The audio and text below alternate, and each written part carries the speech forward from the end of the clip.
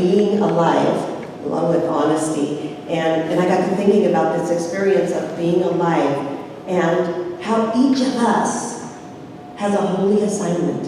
And I love that word. I love those words together. You have a holy assignment from the moment that you took birth to the day that you take your last breath, every single one of us. And our lives are a reflection then of how we've loved, how we've lived, you know? And so we have to look at ourselves and we say, you know, was honesty, was kindness, was love, was wisdom?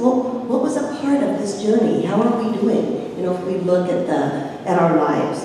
And the truth is that we're kind of all over the place, but I think that, you know, being that we're so blessed, we are so blessed to have been given this gift of life. Every one of us. No accident that you're here. No accident that you were born. You were born to love, to find out who you are, to find out your wholeness, to know that love exists and that you are a manifestation of it. And so today we're talking about being honest with yourself. We're talking about being honest. And I want to talk about brutal honesty versus kind honesty, because there's such a difference. There is such a difference. You know, I used to admire the quality of people that were very straightforward. They could tell it like it is. You know, they could just say what they mean what they say, until I was faced with a situation when I was at a meeting when there was a person who actually did that. And they used brutal honesty. And Judy kind of alluded to that, you know, have you ever been in that situation? And I was at a meeting where the person held nothing back. And by the time the meeting was over, everybody felt sad. They were astonished, they were hurt, they were filled with anger because of this brutal honesty. You know, and what I know is that nothing gets accomplished. The idea of the meeting was to make a difference, you know, in some sort. It was a business thing.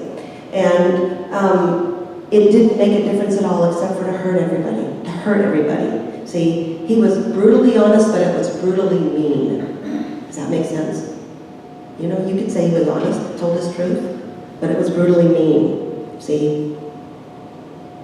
And there's honesty. So what I'm saying is that we have to be kind when we're honest, and honesty without kindness is mean. And here's the facts about brutal honesty. These are some facts, and you'll know if you've ever used it yourself, or if it's been used on you. It makes only the truth teller feel good, their truth, right? It makes them feel good that they got it off their chest. They can leave now. Finally, I got to say what I mean. You know, it assumes that their truth is more important than the truths. It's usually expressed spontaneously. It's not well thought out. It's a reaction. It's usually said spontaneously and out of irritation or hurt. That is honesty without kindness. See, brutal honesty is cruel. Brutal honesty is mean. Brutal honesty is heartless. Now, I want to talk about kindness without honesty. Because what I'm trying to get at, we're going to need both together. Kindness and honesty. We can't have one without the other. What is kindness without honesty? Any idea what that would look like? And I'll tell you what it looks like. I've been there. Pleasers. So if you've done stuff that you don't want to do, and you're mad because you do it, you know, you've been kind without being honest with yourself. You know, you've secretly resented because you've taken on too much. You run here, you run there, you try to help everybody. You don't use the high quality no that Judy was talking about. You know, you say yes, and then you're mad, and you hurt inside because you did it. You know, I spoke with someone who had spent their whole lives, you know, trying to be everything to everybody, and they ended up resenting everybody. See? And yet that person would say they were a very kind person, and there was kind acts they did, but kindness without honesty doesn't work. It doesn't work. It's not, the high quality no, Eckhart Tolle says, it's free of negativity. We can say no if we need to, in a loving, wonderful way. We can say no. You know, sometimes I've noticed, I've passed a homeless person and I've given money because I don't have the guts not to.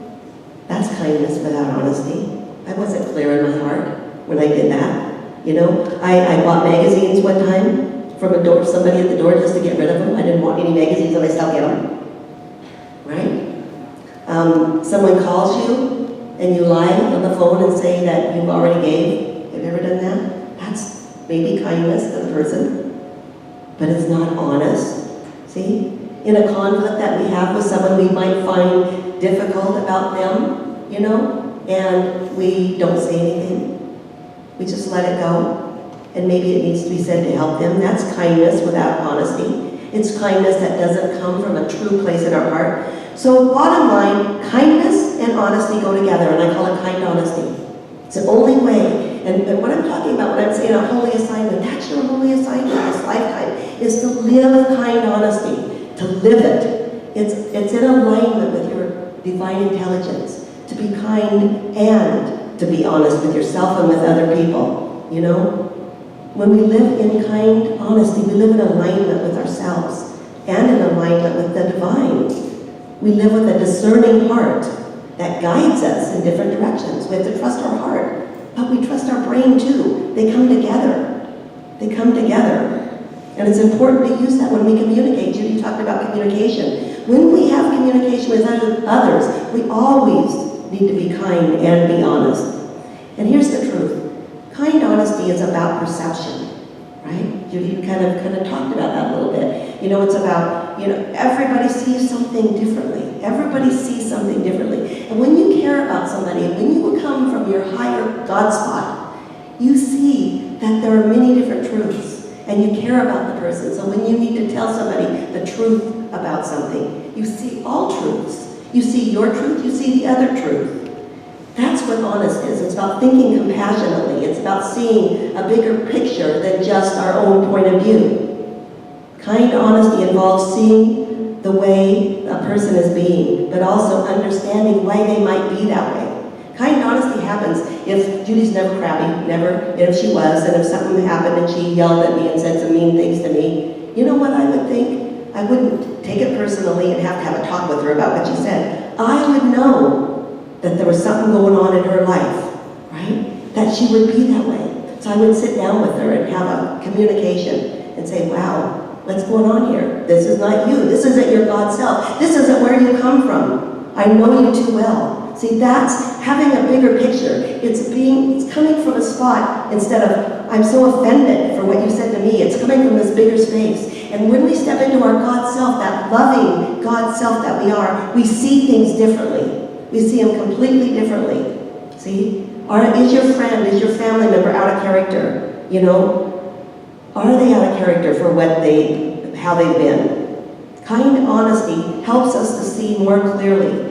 It helps us to be more vulnerable and see who's vulnerable, the people that we love, the people that we see every day. We can actually have the potential to connect more fundamentally with people when we use kind honesty with their hopes, their dreams, and their fears. You know, honesty without the kind recognition that we are all suffering is not real honesty. Judy mentioned a book, and I use that same book. I know which one you're talking about. It's Everyday Holiness by Alan Marinas, and it's a Jewish spiritual path.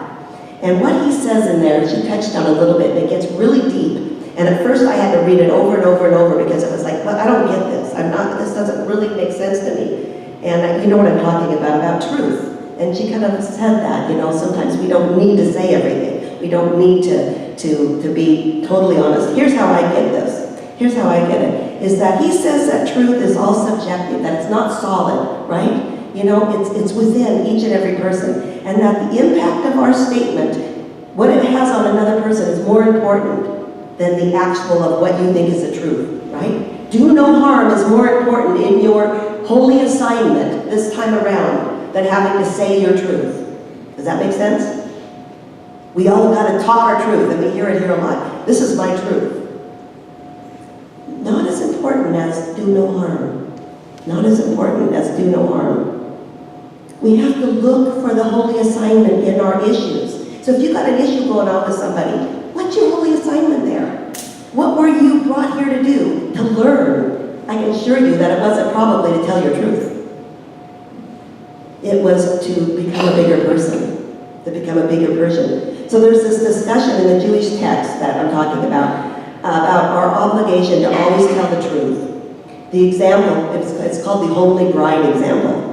And Among the many commandments that are religious obligations for Jews is the duty to praise the bride by telling them that they're beautiful and gracious. So there's this discussion going on between two characters in the Talmud, and they're talking about, what do? We got this homely bride, you know, and, you know, it's what we do. It's our commandment. We have to say this bride is gracious and she's beautiful. So Shammai says, well, you have to just keep looking until you can finally find something. You know, you in your own personal, you know, view, you look and look until you can finally say, oh, you know, you have, your hairdo's beautiful, as Judy mentioned. You have a good hairdo. You know, you don't mention that they're not beautiful and gracious.